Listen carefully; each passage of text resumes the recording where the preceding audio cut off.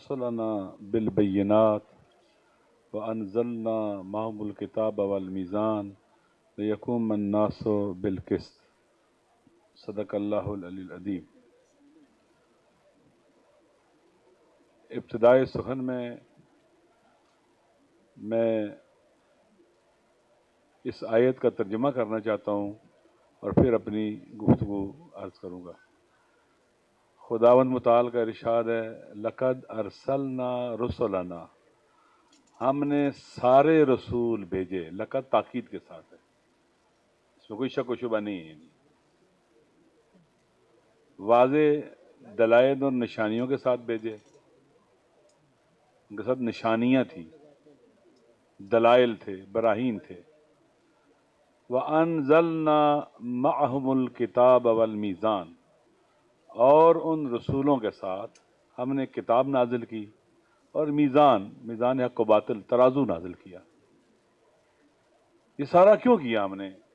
کیوں انبیاء بھیجے؟ کیوں آسمان سے کتابیں ان کو عطا کر کے دی، بھیجی ان کے لیے، نازل کی؟ لِيَقُومَ النَّاسُ بِالْقِسْطِ،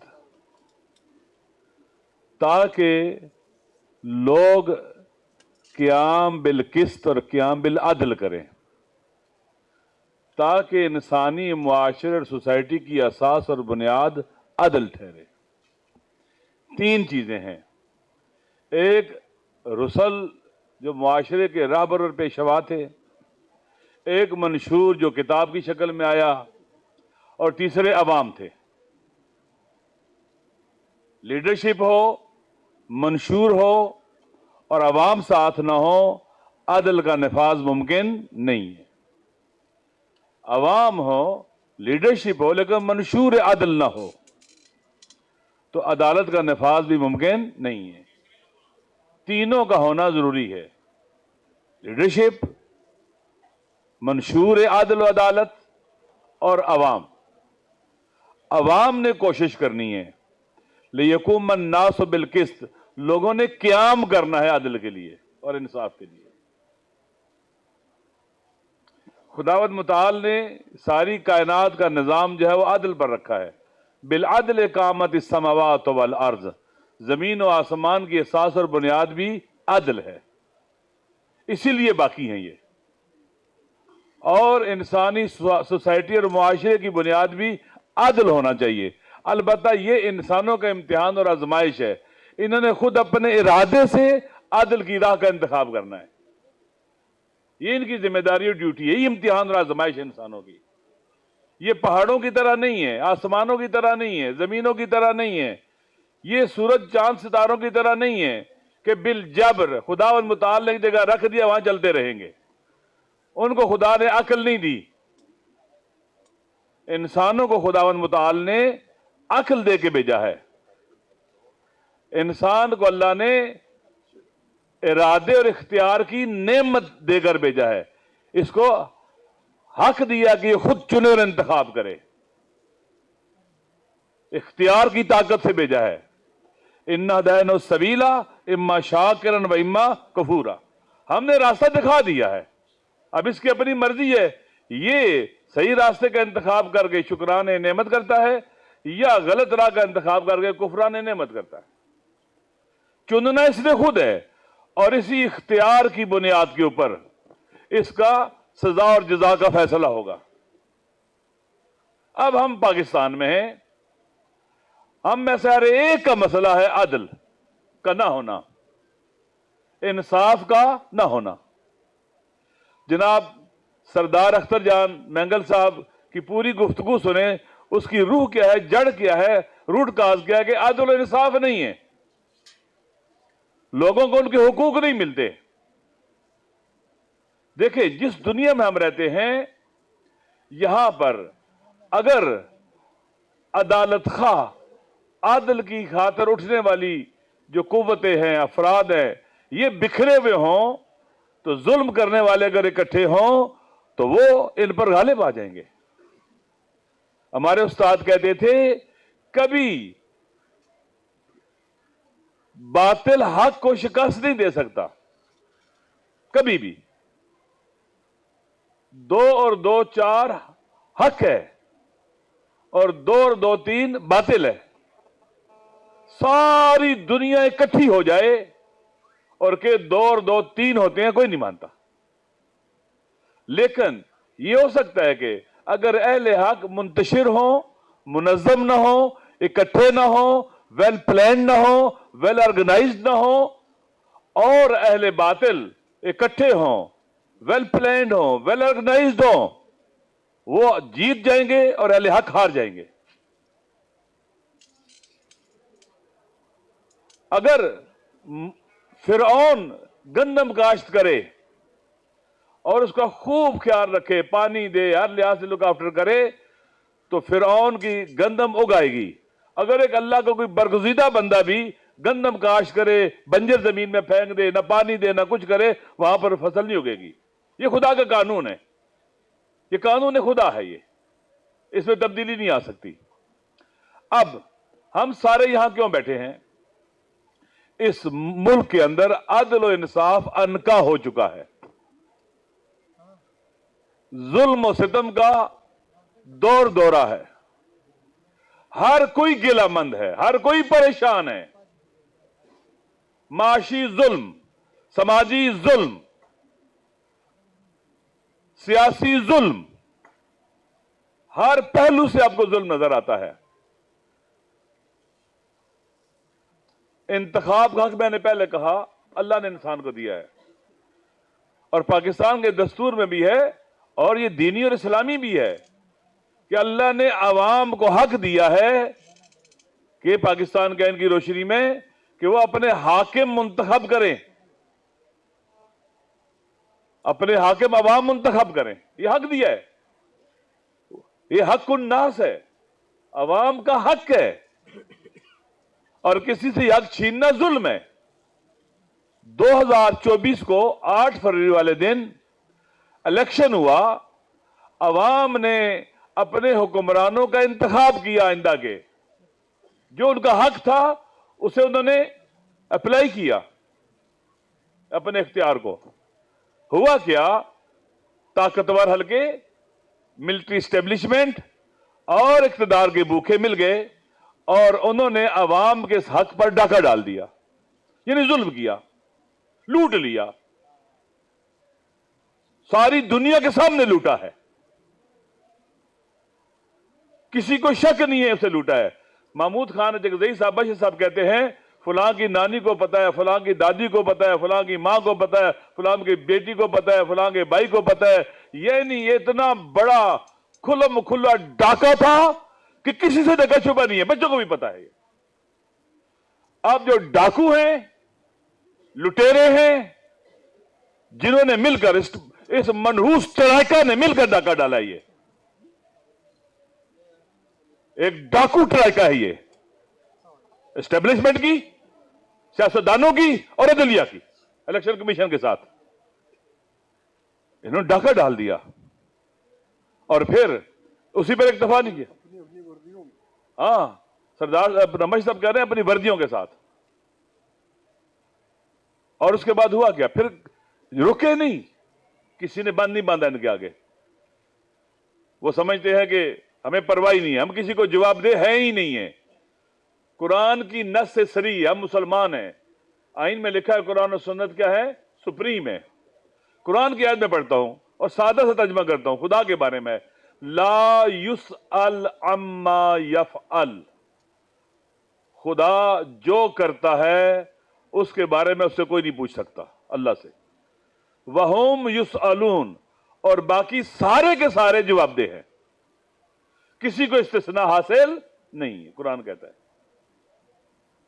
آپ نے استثناء دیا تاکہ جتنے ڈاکے ڈالے گئے ہیں ان سب کو قانونی شکل دی جا سکے، آئینی شکل دی جا سکے، یا ڈاکوؤں کو چھوٹ دی جا سکے. دیکھیں بھائی، عوام اگر ساتھ نہیں ہوں گے، ہم سب اکٹھے نہیں ہوں گے، ہم کبھی بھی اس طرح کی ڈکیتیوں کا راستہ نہیں روک سکتے. خدا نے صاف کہہ دیا لِيَقُومَ النَّاسُ بِالْقِسْطِ. ہم سب کی ذمہ داری ہے ایک مسلمان ہونے کے ناطے قرآن کے تابع ہونے کے ناطے, قرآن کو اپنی ہدایت کی کتاب سمجھنے کے ناطے ہم سب کی ذمہ داری ہے کہ ہم عدل کے لیے اور عدل و انصاف کے لیے قیام کریں. ہر ایک کی ذمہ داری ہے, کوئی بڑی ذمہ نہیں ہے. اگر سارے اٹھیں گے آپ مجھے بتائیں, اگر بلوچستان کے لوگ, سندھ کے لوگ, پنجاب کے لوگ, کے پی کے لوگ, جی بی, کشمیر, سارے اٹھیں گے, کسی ڈاکو کو ڈاکہ ڈالنے کی جرت پھر ہوگی؟ کوئی رہزنی کر سکے گا؟ کوئی بے گناہوں کو جیلوں میں ڈال سکے گا؟ کوئی ہماری ماؤں بہنوں کی چادریں چھین سکے گا؟ کوئی ہمارے گھروں میں گھس سکے گا؟ کسی کی جرت ہوگی؟ کوئی بزدل اٹھے اور ہماری ماؤں بہنوں کی بے حرمتی کرے, چادر و چاردیواری کا تقدس پامال کرے, ہر چیز کو بلڈوز کرے اور ریاست کی بنیادوں کو ہلا کے رکھ دے, وطن کی بنیادوں کو ہلا کے رکھ دے, کوئی پوچھے ہی نہ اس سے, جہاں چاہے چڑھ دوڑے, دل چاہے اس کا؟ ایسے نہیں ہو سکتا ہے. اگر ہم تماشا دیکھیں گے, آپ یقین کر لیں اللہ کے برگزیدہ نبی سب سے بڑے قائد اور پیشوا تھے. حضرت موسیٰ علیہ السلام ہوں گے لیکن حکومت فرعون کی ہوگی اگر لوگ نہیں اٹھیں گے تو. اگر لوگ نہیں اٹھیں گے تو موسیٰ علیہ السلام کبھی کہاں جلا وطنوں کے, کبھی کہاں فرار کریں گے, اور حکومت فرعون کی ہوگی, نمرود کی ہوگی, ابراہیم علیہ السلام ہوں گے, یزید کی ہوگی, امام حسین علیہ السلام ہوں گے. بلکہ خالی حکومت نہیں ہوگی, سر کاٹ کے نیزوں پر بلند کیا جائے گا, ناموس کو قیدی کیا جائے گا, اسیر کیا جائے گا. یہ ظالموں کا شیوا ہے, یہ قاتلوں کا شیوا ہے. اگر کہ ان کے آگے بند نہ باندھے وہ اور جری ہوتے ہیں, جسور ہوتے ہیں اور ظلم کرتے ہیں. لہذا تحریک تحفظ عین پاکستان میرے خیال میں یہ وہ آخری فورم ہے یہ جہاں سے آئین اور قانون کی حرمت کی بات ہو رہی ہے.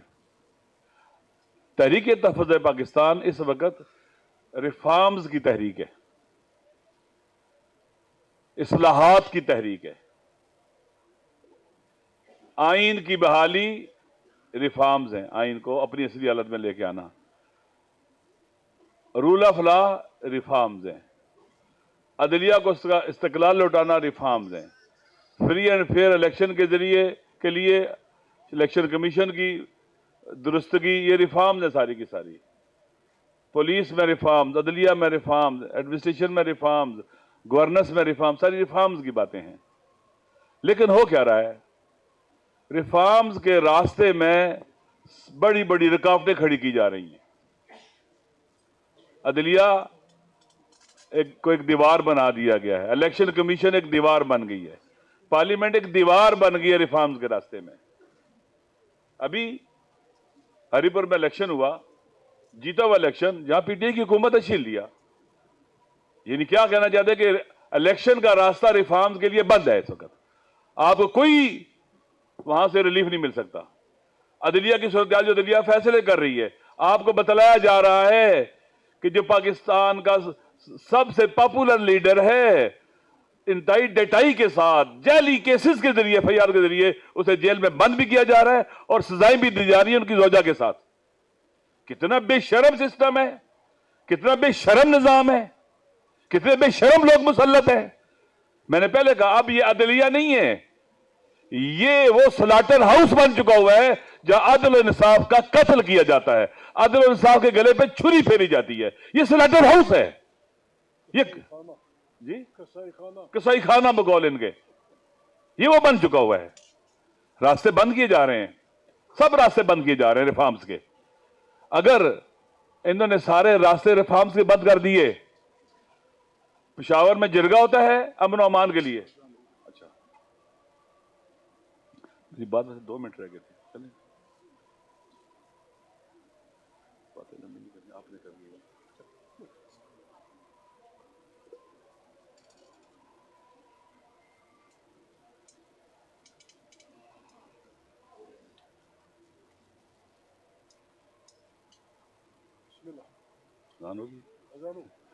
ریفارم کے جب سارے راستے بند ہو جائیں, آپ پھر عوام کے سامنے کون سا راستہ بچتا ہے؟ اسی لیے میں نے کہا کہ شاید ہم وہ آخری لوگ ہیں جو ریفارمز کی بات کر رہے ہیں. اگر یہ سارے راستے بند ہو گئے تو آج کا جوان پھر ہماری بات نہیں سنے گا. وہ آگے نکل رہا ہے, آگے جا رہا ہے. آپ نے ایک پاپولر جو لوگوں کے دلوں میں بستا ہے, جیتا ہے, جن کے دل اس کے نام سے دھڑکتے ہیں, اسے جیل میں رکھ کر پاکستان کو امن و امان دے سکتے ہیں, پاکستان کو ترقی و پیش رفت دے سکتے ہیں. وہ عمران خان قیدی نہیں ہے, گویا آپ نے پورے پاکستان کو قیدی کیا ہوا ہے, پاکستان کے عوام کو قیدی کیا ہوا ہے. ملاقات نہیں کرنے دیتے آپ. اور پھر میں اپنی ملٹری اسٹیبلشمنٹ سے کہتا ہوں, آپ کو بھی ہوش کے ناخن لینے چاہیے. آپ کو, وہ لوگ جو اس وقت اقتدار میں بینیفیشری ہیں, پاکستان کے عوام سے لڑا رہے ہیں. ایک نے کہا تھا میں آپ کی اینٹ سے اینٹ بجاؤں گا, دوسرے نے پتہ نہیں کیا کچھ کہا تھا, گجرانوالہ میں, پھر آن لائن تقریروں میں کیا کچھ کہہ رہا تھا. وہ ان کے دل میں جو بغض اور کینہ اور آپ کے بارے میں نفرت ہے وہ موجود ہے. آپ کو لڑا رہے ہیں پاکستان کے, عمران خان سے ضروری پورے پاکستان کے عوام سے لڑا رہے ہیں. کون ڈیمیج ہو رہا ہے؟ آپ ڈیمیج ہو رہے ہو. عوام میں اور آپ میں بہت فاصلہ پیدا ہو چکا ہے, لوگوں کے دلوں میں نفرت پیدا ہو رہی ہے. آپ ان لوگوں کے لیے استعمال ہو رہے ہو جنہوں نے اس وطن کو لوٹا ہے, جو ہارے ہوئے ہیں, ان کو اپنے ہمارے پر مسلط کیا ہے. تمہیں فائدہ ہو رہا ہے؟ نہیں, تم ختم ہو رہے ہو ان کی وجہ سے. یہ انتقام لیا جا رہا ہے تم سے. آپ کی جگہ وہی ہے جو آئین نے بتلائی ہے, وہی چلے جاؤ. فائدہ اب سب کا, آپ کا بھی. محمود خان صاحب نے کئی دفعہ کہا ہے کہ ہماری خدا گواہ ہے, اپنی ملٹری کے ساتھ کوئی لڑائی نہیں ہے, اپنی جنسیت کے ساتھ کوئی لڑائی نہیں ہے. ضرورت ہے فوج, ہر ملک کی ضرورت ہے, یہ سرحدوں کی حفاظت کرتے ہیں. لیکن کہاں کیا ہے مسئلہ, کیا ہے؟ آپ کو جہاں آئین کہتے ہیں وہاں ہونا چاہیے. سیاست سیاستدانوں کا کام ہے. یہ ملک سیاستدانوں نے عوام کے ساتھ مل کر بنایا تھا, وہی چلائیں گے اس کو. آپ کا کام سیاست نہیں ہے, آپ اس کے لیے نہیں بنے ہیں. آپ ڈب اور برگیڈ چلانے کے لیے بنے ہیں, عوام چلانے کے لیے نہیں بنے ہیں. آپ وہاں ہوں گے, آپ کی اتنی عزت ہوگی جس کی انتہا نہیں ہے. لوگ آپ سے محبت کریں گے. اپنے وطن کا, ہماری جان مال ناموس کی حفاظت کرنے والے کا احترام کریں گے. ان کے ساتھ مل کر ہماری جان مال اور ناموس کی حفاظت نہیں ہو رہی, بلکہ ہماری جان مال اور ناموس خطرے میں, تھریٹ میں, ان پر حملہ ہو رہا ہے. ہماری کسی کے ساتھ خدا گواہ نفرت نہیں ہے. ہم اصلاح چاہتے ہیں, ہم بہتری چاہتے ہیں, ہم ریفارمز چاہتے ہیں. اور جب ریفارم کے سارے راستے آپ بند کر دیں گے, مجھے بتائیں پھر کیا کریں گے؟ پھر ہم اس وطن کے لیے جان دیں گے, مریں گے. ہم پیچھے نہیں ہٹیں گے. ہم اس ناجائز قبضے کو ختم کریں گے. کوئی بھول جائے کہ ہم خوفزدہ ہو کے گھر میں بیٹھ جائیں گے. ہم اس وطن کو بچائیں گے, اہل وطن کو بچائیں گے. ہم سارے اکٹھے ہو کر ایک قوم بنیں گے. ہم اس طرح سے جئیں گے کہ ہمارے بلوچ بھائی یہ فیل کریں گے کہ ہم ان کا دکھ درد محسوس کرتے ہیں. ڈیٹیچ نہیں ہوں گے. سندھی بھائی, سرائکی, پنجابی, پشتون, گلگتی, بلتی, کشمیری, ہم ایک قوم بن جائیں گے, ایک گلدستہ بن جائیں گے. اگر یہ تفریق اور تقسیم کرنے والی فورسز ایک طرف ہو جائیں تو پاکستان کا فائدہ اس میں, سب کا فائدہ اسی میں, ہر ایک کی عزت اسی میں ہے. لہذا جو بھی انشاءاللہ العزیز ہم اپنے عوام کے ساتھ ہوں گے, ہم عمران خان صاحب کے ساتھ ہیں, رہیں گے, کچھ بھی ہو جائے رہیں گے ان کے ساتھ. اس لیے کہ وہ مظلوم ہے اور وہ پاکستان کے عوام کی امید ہے. پاکستان کے اندر آج اگر سیاست کو زندہ رکھا ہوا ہے, ایک بڑا حصہ ان کا ہے.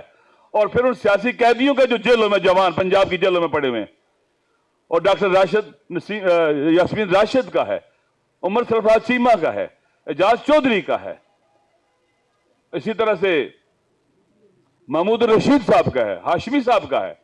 بالآخر جو جیلوں میں گئے ہیں ڈٹے ہوئے ہیں. انشاءاللہ العزیز یہ قافلہ آزادی کا قافلہ, عدل کا قافلہ, انصاف کا قافلہ, اور پھر یہ وہ ہے استقلال کا قافلہ. وطن کو استقلال دینا ہے, ہم نے فیصلے خود کرنے ہیں. اب آپ مجھے بتائیں, ایک بندہ جاتا ہے, کہتا ہے جناب والا روبیو کہتا ہے, جو اسٹیٹ سیکرٹری ہے, فارن سیکرٹری ہے امریکہ کا, کہتے ہیں ہمیں آفر کی گئی ہے غزہ میں فوج دینے کے لیے. یہ پاکستان لگتا ہے بے پدر مادر ہے، اس کا نہ ماں ہے نہ باپ ہے کوئی. آپ کو جو چاہے مرضی کرو، نہیں ہونے دیں گے. آپ کو نہیں کرنا چاہیے. کیا پاکستان کی پارلیمنٹ نے اجازت دی ہے؟ کس سے پوچھا ہے آپ نے؟ جو چیزوں کی پاکستان کی اٹھا کر آپ ڈونلڈ ٹرمپ کی جو گود میں رکھو گے، جا کر جو چیز پاکستان کی ہوگی، منرل اٹھا کے اس کی گود میں، فورسز اٹھا کے اس کی گود میں، جو چاہیں گے آپ اس کو دیں گے تاکہ وہ آپ کو لیجیٹیمیسی دیتا رہے. آپ پاکستان کے عوام کے اندر آ جائیں، واللہ بخدا یہ آپ کو اپنے سر کا تاج بنائیں گے. ان سے لیجیٹیمیسی لیں، ان سے پاور لیں. ڈونلڈ ٹرمپ آپ کا مخلص نہیں ہے، وہ آپ کا مخلص نہیں ہے. آپ کا ڈونلڈ ٹرمپ، نیتن یاہو مخلص نہیں ہے. اسرائیل آپ کا مخلص نہیں ہے.